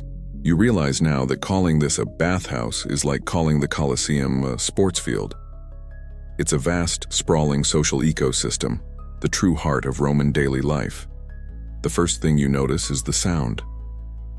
The Roman writer and philosopher Seneca the Younger once famously complained about the agony of living in an apartment above a bathhouse. And now you understand why. The air is filled with a bewildering collage of noises. You hear the rhythmic grunting and straining of men in the palaestra, the open-air exercise courtyard. Two are wrestling, their oiled bodies slipping and slapping against each other. Another is lifting stone weights that look impossibly heavy. You hear the sharp percussive thwack of a masseur striking a client's back, and the high-pitched yelp of a man having his armpit hair plucked by a specialist attendant. A famously painful procedure. Add to that the shouts of vendors selling food, the endless chatter of 100 different conversations, and the constant splashing from the pools. It's a symphony of Roman life at its loudest. You wander through the marbled porticos that surround the courtyard. This is where the real business of Rome gets done. You see two men in senatorial togas, their faces a mask of serious negotiation, clearly hashing out a political deal. A merchant dictates a letter to a scribe, detailing a shipment of grain from Alexandria. This is the city's unofficial office, its club, its community center. Because the entrance fee was kept incredibly low by the state, a mainstream fact being that these public works were a key way for emperors to keep the populace happy. Everyone came here. Historians still argue about how much the social class is truly mixed, with the wealthy likely keeping to their own entourages, but in theory, these halls were the great equalizer of Roman society. You see a food stall selling sausages, pastries, and hard-boiled eggs. The smell is wonderful. You realize you haven't eaten since that hunk of bread in the tavern last night. For a few asses, you get a hot, greasy sausage and a cup of wine. You sit on a bench and watch the world go by. It's a gym, a spa, a restaurant, a bar, and a co-working space, all under one massive, vaulted roof. In one corner, a philosopher with a long, unkempt beard is holding a lecture for a small group of earnest-looking young men. Not far from him, a poet has climbed onto a stool and is dramatically reciting his latest work, to the polite indifference of most of the people around him. In this context, this bustling, chaotic, multi-purpose hub of activity, The locker token theory feels more plausible than ever. With hundreds, perhaps thousands, of people flowing through this complex every day for hours at a time, a secure and organized method for storing personal belongings isn't just a convenience, it's an absolute necessity. The simple, practical claim check system of a numbered token for a numbered niche makes perfect sense. It's an elegant solution to a massive logistical problem. The Spintriae could simply be the tool that made this entire glorious social scene possible, the small bronze pin that held the whole machine together. You finish your sausage feeling restored in body and mind. The locker token theory is solid, it's logical, it's practical, and yet, there's still a small part of you that isn't satisfied. It feels too mundane. The craftsmanship of the tokens, the sheer variety and cheekiness of the images. It all seems a bit too elaborate for a simple locker key. It's like using a finely painted miniature portrait as your passport photo. It works, but it feels like overkill. The pragmatism is there, but it doesn't quite account for the personality, the strange and specific artistry of the object. As you get up to finally retrieve your clothes, you can't help but wonder if there isn't another layer to the story. A theory that accounts not just for the token's function, but for its flamboyant, provocative soul. You emerge from the baths back into the bright Roman afternoon, feeling like a new person.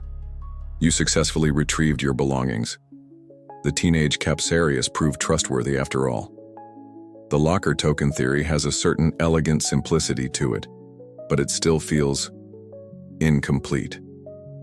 The practicality is undeniable, but the personality of the tokens, their provocative and specific artistry, seems to demand a more compelling explanation. You've considered commerce, gaming, and logistics. What's left? What other great engine of Roman life could have produced such a strange and memorable object? As you walk, an idea, far-fetched and dangerous, begins to take root. Politics. Most of the surviving Spintriae that can be dated are assigned to the reign of one emperor, Tiberius. He was the successor to the great Augustus, and his rule was complicated. He was a gloomy, suspicious, and deeply unpopular ruler, at least among the senatorial class in Rome. His later reign in particular was notorious for a series of treason trials. Under the Lex Majestatis, or Majesty law, any perceived insult to the emperor or the state could be prosecuted as a capital crime. Damaging a statue of Tiberius, criticizing him while drunk, or even carrying a coin with his image into a latrine could, if you had the wrong enemies, lead to your arrest, trial, and execution. The atmosphere in the city, especially among the elite, was one of paranoia and fear. In this climate of oppression, how could you express dissent? You couldn't publish a critical pamphlet or give a speech in the forum. To do so would be suicide. You would have to be subtle. You would have to use codes, symbols, and secret messages. And what if the Spintriae was exactly that? This is the fringe theory, the exciting, dramatic, and highly contested idea that the tokens were a form of political satire, a covert piece of anti-Tiberius propaganda.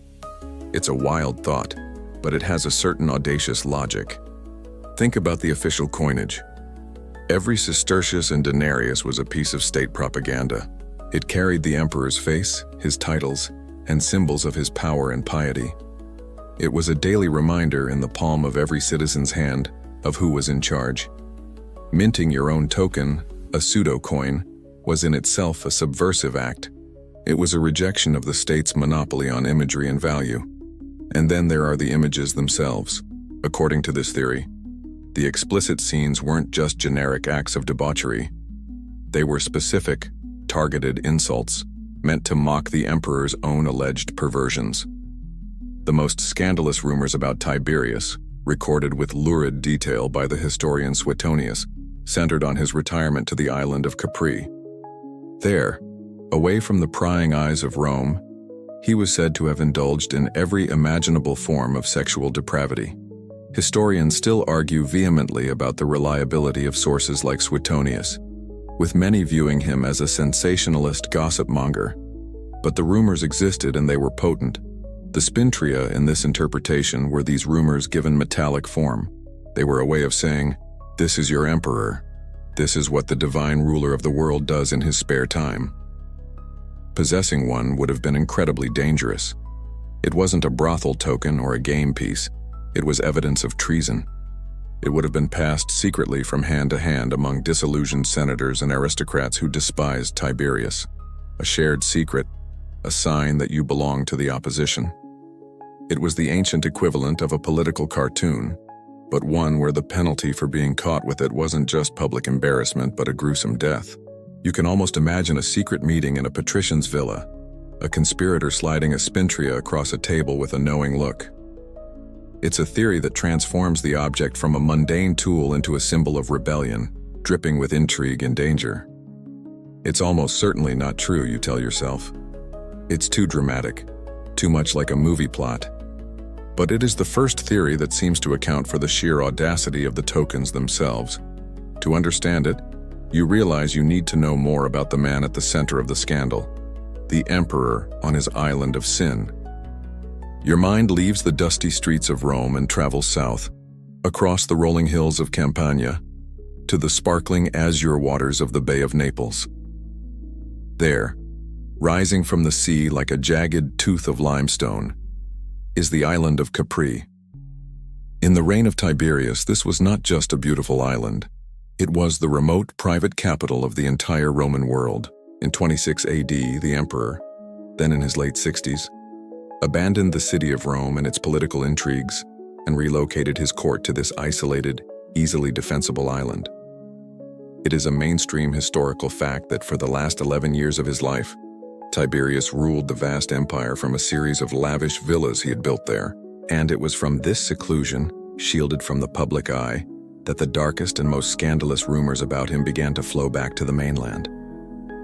Our primary source for these tales, the well from which the political satire theory draws its poison, is the biographer Suetonius. Writing about a century after the events, Suetonius was the ancient world's greatest collector of imperial gossip, and he never shied away from a lurid story.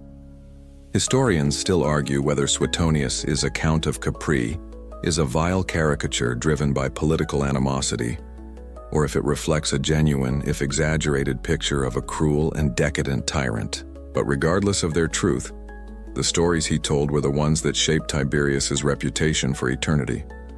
According to Suetonius, Tiberius transformed the idyllic island into his own personal pleasure palace.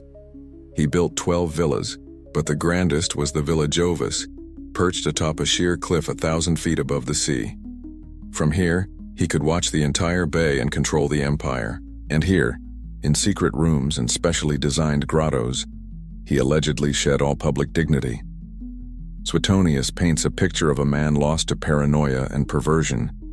He claims the aging emperor surrounded himself with erotic art and literature and engaged in activities that shocked even the famously liberal Roman sensibilities. The specific details recorded by Suetonius are what give the political propaganda theory its teeth.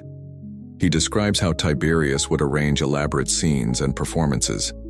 He even gives a quirky, chilling nickname to the groups of young children he allegedly had trained to follow him into his swimming pools, his pisciculi, or little fishes. The stories are not just of sexual excess but of cruelty. Suetonius claims that the cliff upon which the Villa Jovis was built served a dual purpose. Anyone who displeased the emperor, a musician who played a wrong note, a servant who spoke out of turn, was summarily executed by being thrown from the rocks into the sea below. Now, hold these lurid images in your mind and think back to the Spintriae. The political satire theory proposes that the tokens are a direct visual representation of these rumors. The varied scenes, men with women, men with men, men with youths, are not generic. They are illustrations from the biography of a monster that was being whispered in the halls of power in Rome. Each token was a tiny, portable piece of gossip, a way of spreading the stories of the emperor's alleged crimes. The token wasn't just a generalized insult against a debauched lifestyle. It was a specific accusation. This is what he is doing on Capri while the city starves and the treason trials rage. If this theory is true, the Spintriae is transformed. It's no longer a tool of commerce or a piece for a game. It is a weapon. It is a whispered accusation, passed from one dissident to another, solid and dangerous in their palm. It is the first-century equivalent of a leaked photo or a secret recording, designed to destroy a ruler's reputation and legitimacy. It is the most exciting, most dramatic, and most dangerous purpose you can possibly imagine for this small piece of bronze. The theory has a powerful narrative coherence, but like the stories of Suetonius himself, it rests on a foundation of rumor, insinuation, and a profound, unprovable mystery.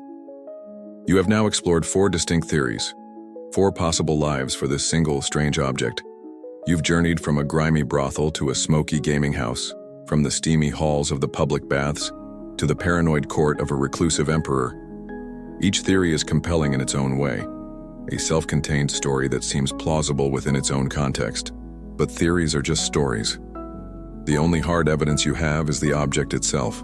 It is time to stop looking at the world around the token and start looking directly at it. It's time to read the iconography. You bring the memory of the Spintriae back into the front of your mind, but this time with the critical eye of an art historian. You set aside the speculation and focus on what is actually depicted. The most common image, the one you saw, and the one that accounts for a majority of known Spintriae, is a male and female couple engaged in an intimate act, typically on a Roman couch or lectus. But that's far from the only image. The full catalog of scenes is surprisingly varied. Some tokens depict 2 men, others show a single figure, or groups of 3. There seems to be a whole vocabulary of images, a system of representation. Historians still argue whether these scenes represent the typical, everyday reality of Roman commercial sex, or if they are a more stylized, almost clinical catalog of possibilities. The poses are often direct and unambiguous, with little of the mythological or allegorical window dressing that the Romans often applied to erotic art in other contexts. There are no scenes of Jupiter disguised as a swan or a shower of gold. The figures are anonymous mortal humans. Their purpose seems to be the clear and efficient communication of a specific act. This clear, catalog-like quality strongly supports the brothel token theory. A visual menu needs variety. If you offer 10 different services, you need 10 different pictures. The iconography fits the theory's requirements perfectly. It also works for the more complex versions of the gaming piece theory. If the images function as suits or categories within a game, then you need a variety of distinct, easily recognizable images to make the game work. The political satire theory also finds support here. The wide range of acts could be a visual checklist of all the specific perversions that Tiberius was rumored to engage in on Capri. However, the iconography deals a serious blow to the locker token theory. Why would you need a dozen different explicit images for a set of 16 locker keys? It introduces a needless layer of complexity. An attendant would have to remember that locker number 7 gets the token with this picture, while locker number 12 gets the one with that picture. It's an inefficient, confusing system, and the Romans were nothing if not efficient. A single standard image, the name of the bathhouse perhaps, would have made far more sense. The sheer variety of the images argues strongly against this simple, utilitarian purpose. Then there's another complication. A small but significant number of tokens that are otherwise identical to Spintriae in size, material, and the presence of a numeral on the back do not have an explicit image on the front. Some show a portrait of the revered first emperor, Augustus. Others depict the god Pan playing his pipes, or a mythical sphinx. What are these supposed to mean? In the brothel theory, is this a token to pay for a conversation with a particularly learned companion? In the gaming theory, is it a wild card? In the satire theory, is the portrait of the good Emperor Augustus meant to be a direct, damning comparison to the debauched Tiberius? These outliers muddy the waters for any single, all-encompassing explanation. Centuries after these tokens were minted, the 4th century poet Ausonius wrote a quirky series of short poems called the Cento Nuptialis. In one section, he creates a list of 15 monetary sums and pairs each one with a specific, and often very creative, erotic act. While this was written long after the era of the Spintriae, it shows a fascinating Roman literary precedent for creating a numbered catalog of intimacy. It's a hint that this way of thinking, of categorizing, numbering, and specifying, was part of the Roman mindset. The Spintriae may simply be the earliest and most tangible expression of this impulse. The pictures, it seems, raise just as many questions as they answer. You've scrutinized the images on the front of the token, the obverse, and found a world of meaning and mystery. Now in your mind, you flip the small bronze disc over. The reverse is stark, simple, and in its own way, just as puzzling. It is the world of the numeral, the cold, hard number that gives the token its other defining characteristic. If the pictures are the soul of the Spintriae, the numbers are its skeleton, and it's time to see what secrets that skeleton holds. The first and most important clue is the range. The numbers stamped on these tokens are almost always Roman numerals, from I to 16th, 1 to 16.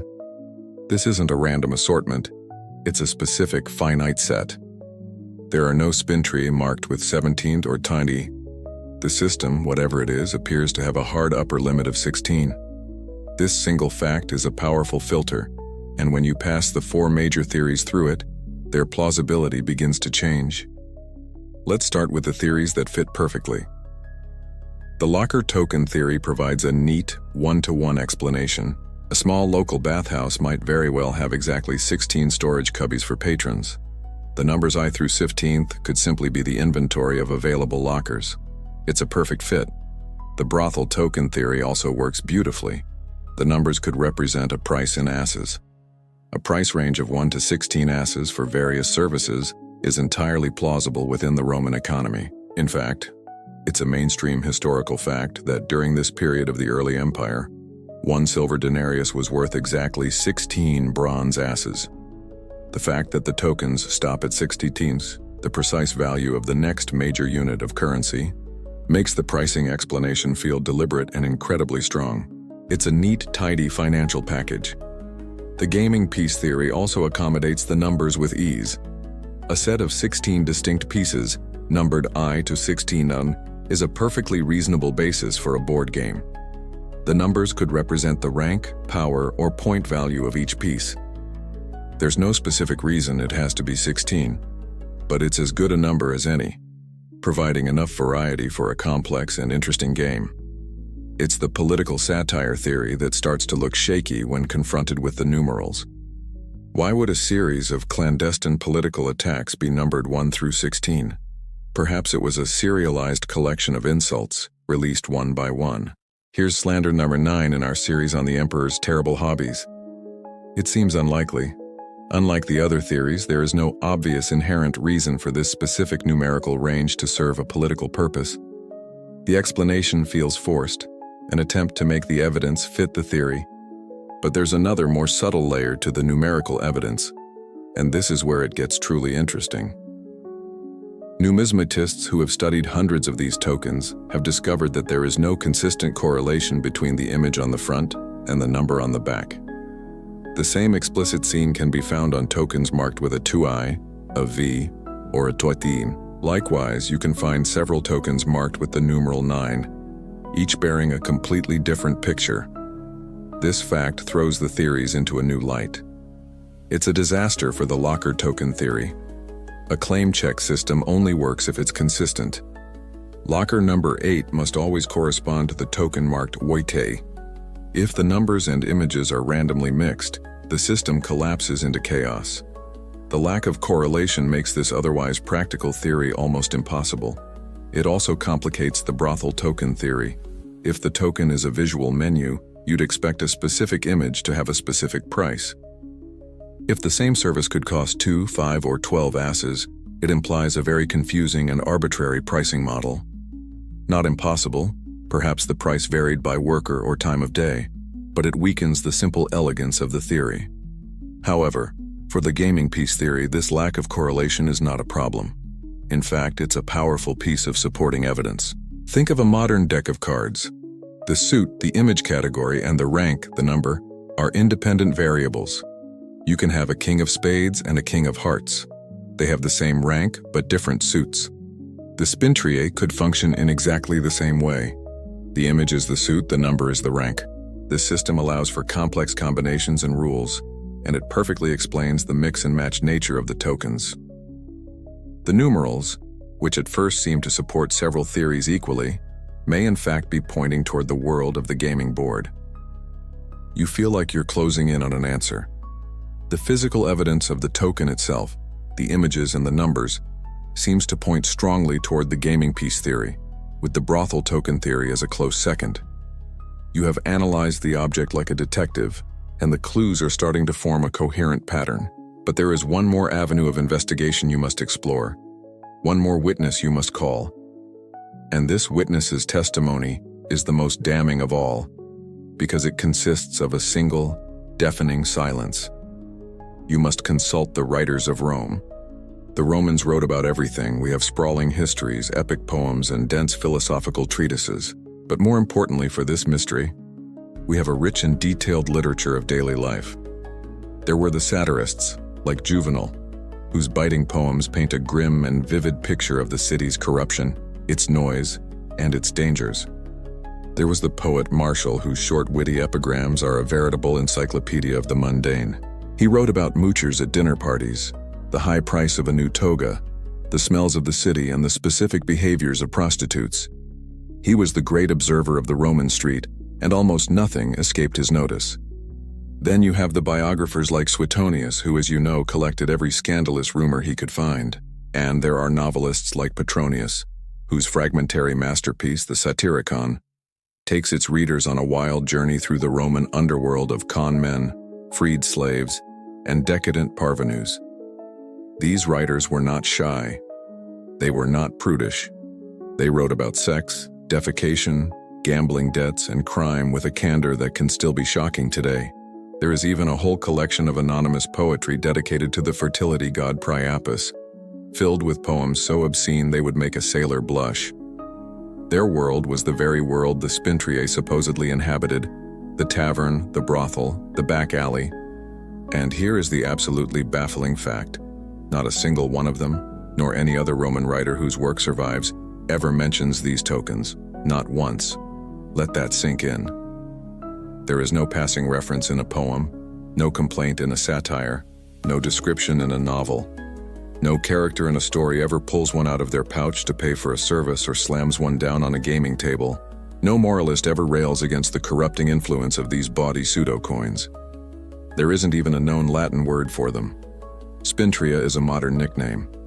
For an object that seems so perfectly tailored to the very environments these authors love to write about, they are ghosts. They are invisible in the literary record. This silence is a profound historical problem, and it attacks the foundations of every theory you've considered. If they were common brothel currency, why did the sharp-tongued Martial never write an epigram about them? It's exactly the sort of detail he would have loved. If they were pieces for a popular game, why did no one ever mention the name of the game, or complain about a friend who was addicted to it? If they were a dangerous form of anti-Tiberius propaganda, why did a hostile and thorough historian like Tacitus never mention the scandalous method of descent when writing about Tiberius's reign? Historians still argue whether this literary silence is proof that the Spintriae were, in fact, incredibly rare and insignificant objects, a forgotten fad that barely registered on the cultural landscape, or if they were somehow so common, so unremarkable, that they were simply considered beneath notice by elite literary authors. But that second explanation feels weak. These writers noticed everything. Martial wrote about the annoyance of receiving cheap dinner napkins as a gift. It seems impossible that he would fail to notice a specially minted piece of brothel money. This silence is the twin brother of the archaeological problem. The tokens are not found where they are supposed to be, and they are not written about by the people who should have seen them. It's like finding 1,000 fossilized smartphones, but not a single user manual, online review, or mention of them in any book or movie from the period. You are left with a physical object that seems to have existed in a cultural vacuum. It suggests you are missing something fundamental, some piece of context that would explain not only what they were for, but why no one ever bothered to write them down. You are adrift in a sea of contradictions. The tokens exist, but they are absent from the archaeological sites where they should be most common. The Romans of the period wrote about everything, but they are completely silent on the subject of these tokens. It feels like an impossible puzzle. When the direct evidence leads to a dead end, sometimes the only way forward is to zoom out.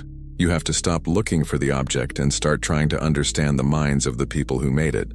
What if the key to the mystery isn't in the token's function, but in the Roman worldview, specifically their attitude towards the very acts depicted on them? You have to begin by unplugging your modern brain, with its inherited ideas of morality, privacy, and obscenity. The Roman approach to sex was profoundly different from our own.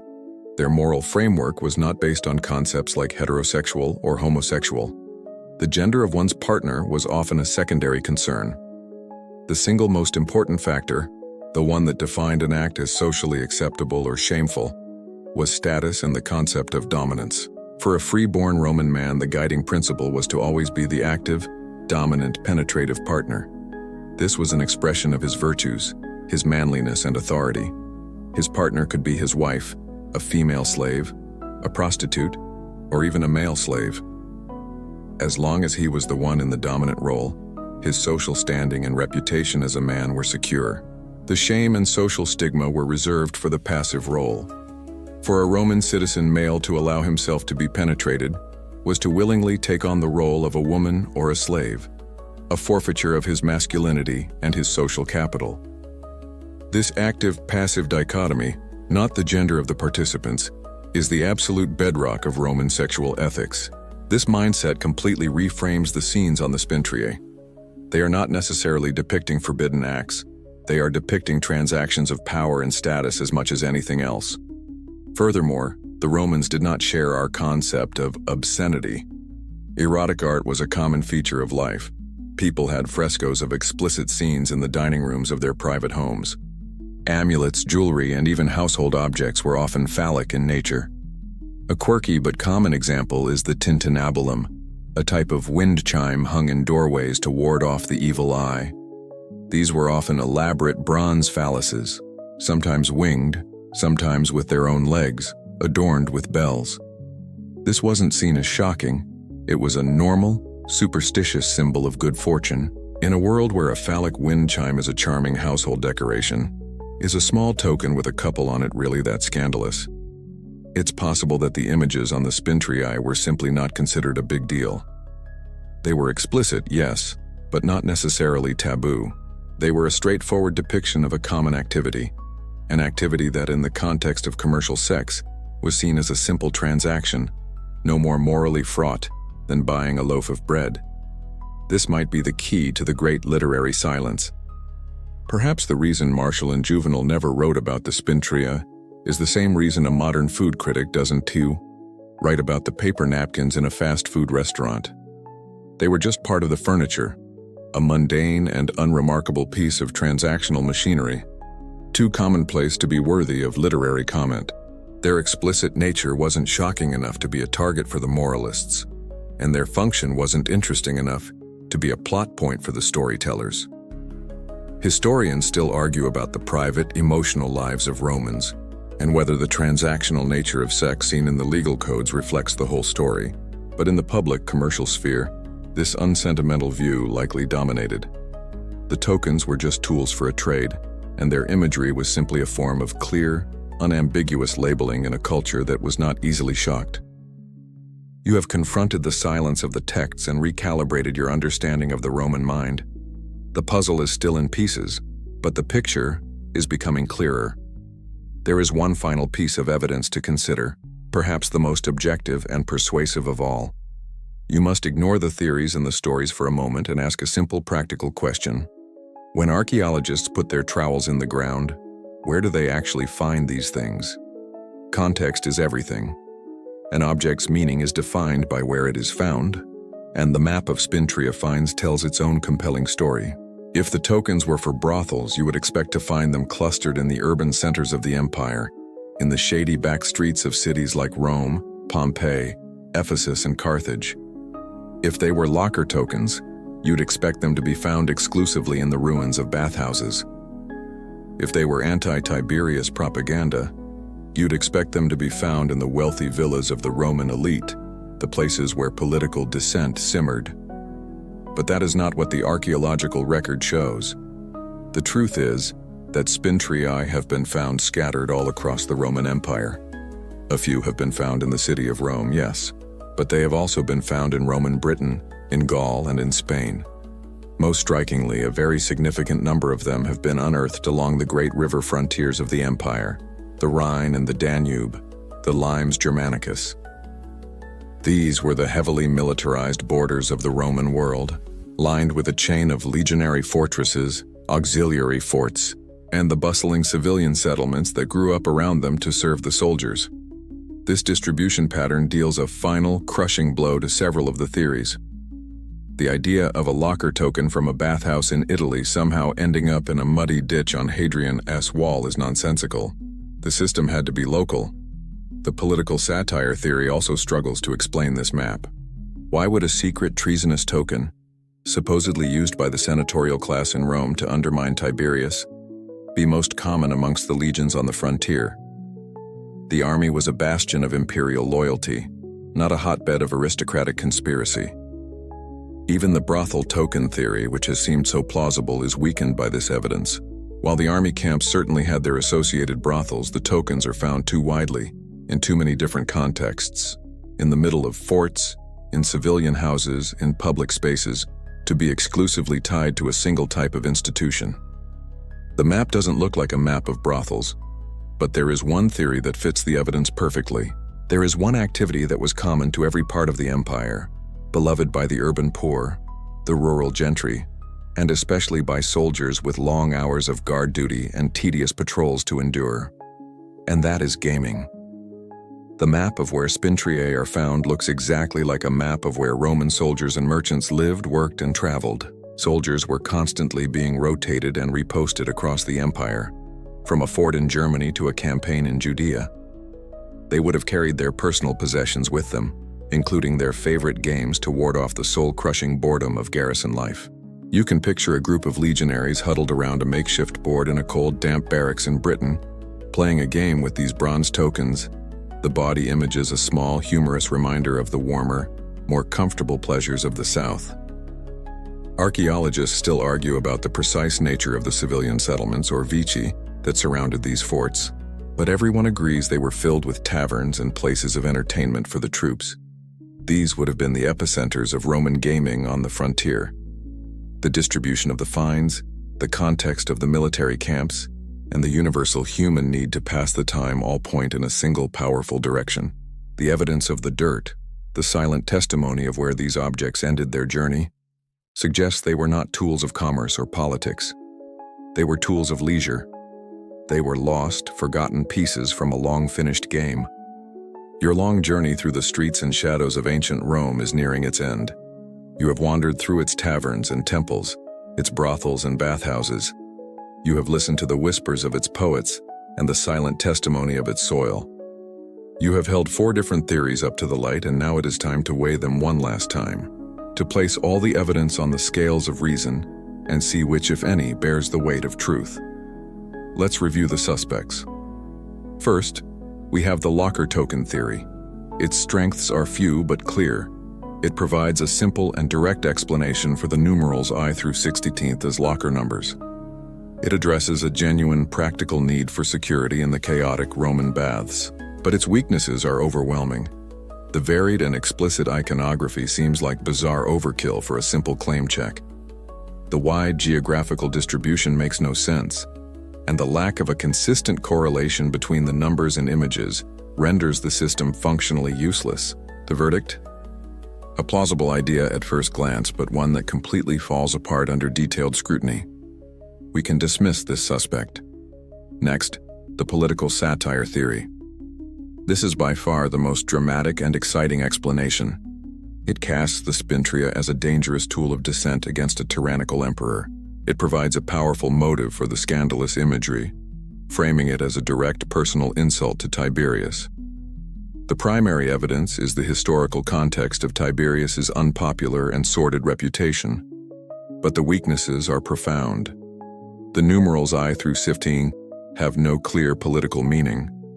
The fine spots, scattered across the empire and common among soldiers, do not fit the profile of a secret token used by the Roman aristocracy, and it relies on accepting the most sensationalist gossip as historical fact. The verdict? A thrilling piece of historical fiction, but almost certainly not the truth. This leaves us with the two heavyweights, the prime suspects from the very beginning. Let us turn to the brothel token theory. For centuries, this was the accepted explanation, and its strengths are obvious and powerful. It's a common-sense theory that explains everything about the token in one neat package. The image is a visual menu for a multicultural clientele. The number is the price in asses, capped logically at the value of 1 denarius. The theory feels right. It smells right. It fits the seedy, practical world of the Subura perfectly. But it has an alibi that is impossible to break. It is contradicted by the two most powerful pieces of evidence we have: the deafening silence of the texts and the baffling emptiness of the archaeological sites. The tokens are not mentioned by the writers who should have seen them, and they are not found in the places where they were supposedly used. The verdict? A beautiful theory, slain by 2 ugly facts. And so we come to our final suspect, the quiet contender that has been growing stronger with each new piece of evidence: the gaming piece theory. What are its strengths? It provides a plausible role for both the images as decorative suits and the numbers as rank or value. The lack of correlation between image and number is a feature, not a flaw, mirroring the structure of a modern deck of cards. Most importantly, it is the only theory that perfectly explains the archaeological evidence: the scattered random distribution across the empire, with a concentration in military areas where bored soldiers would have been avid gamers. Its only real weakness is the same literary silence that affects all the other theories. Why did no one write about the game? Perhaps it was simply too common, a tavern game not worthy of high literature. So where does that leave us? After weighing all the evidence, the conclusion seems clear. The political and logistical theories are fatally flawed. The brothel theory, for all its intuitive appeal, is contradicted by the hard evidence. It is the gaming piece theory that aligns most closely with all the available data: the object itself, its context, and its distribution.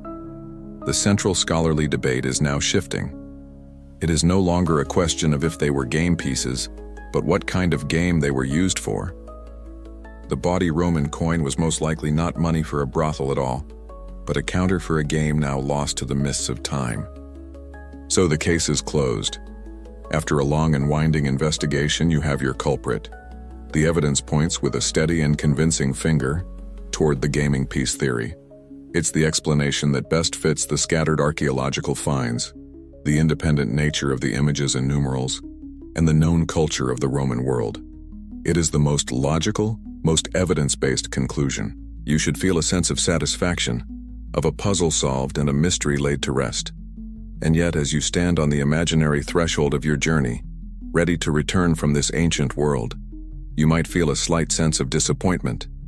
Because the truth is, history is rarely so neat. The conclusion that the Spintriae were gaming pieces is the most likely one, but it is not a certainty. The silence of the Roman writers remains a stubborn and unsettling fact. The sheer overwhelming popularity of the brothel token theory, which persists to this day, speaks to its powerful, intuitive logic. Could there be a piece of evidence we haven't yet uncovered, a lost text or a future archaeological find, that could turn our understanding on its head? It's always possible. And so the small bronze token retains its enigmatic aura. It seems to have been minted for only a brief period, mostly during the reign of Tiberius, and then, for reasons we do not understand, the practice was abandoned. They are a fleeting whisper in the grand, noisy saga of Rome. In a way, their enduring power comes not from what we know, but from what we don't. The lack of a definitive answer forces us to keep imagining. It forces us to picture the smoky tavern, to smell the perfumed air of the brothel, to hear the clamor of the baths. It compels us to think about the anonymous lives that intersected with this object. Who was the artist who carved the original dies with such cheeky skill? Who was the metalworker who struck them one by one? Who was the soldier who carried a set in his leather pouch from Rome to the misty forests of Germany? And who cursed his bad luck when he lost his favorite piece, the one marked 16th, in the mud near his barracks? These are the questions the token asks of us, and they have no certain answers. It is a tiny, tangible link to the private lives of people who are otherwise lost to history. It's not a monument to an emperor or a testament to a great battle. It is a relic of leisure, of vice, of the small, unrecorded moments that made up the fabric of a life 2,000 years ago. Historians still argue, and perhaps they always will, about the true purpose of the Spintriae. And that is for the best. Some mysteries are more beautiful for never being fully solved. The token remains a perfect enigma, a question stamped in bronze. It invites us to look closer, to think harder, and to accept that the past will always keep some of its secrets, leaving them for us to dream about. And so our long night in the Eternal City comes to a gentle close. The story of the Bawdy token, with all its curious twists and confounding turns, begins to fade, its sharp edges softening as it recedes into the quiet landscape of your mind. The sounds of the subura, the clatter of the dice, and the whispers in the smoky tavern all drift away now, leaving behind only a peaceful sense of wonder. Think of that small piece of bronze, lying undisturbed in the cool, dark earth for centuries upon centuries, a silent keeper of a secret we can now only guess at. It rests there, patiently, under the slow turning procession of the stars, its long journey over. And now your own journey for tonight is over as well. There are no more clues to examine, no more theories to weigh, only the gentle, easy path into your own peaceful, quiet rest. Let the last vestiges of the story dissolve into the soft darkness, allowing your mind to become still, calm, and ready for sleep. All the questions have been asked, and now there is only silence, a deep, comfortable, and dreamless silence. Sweet dreams.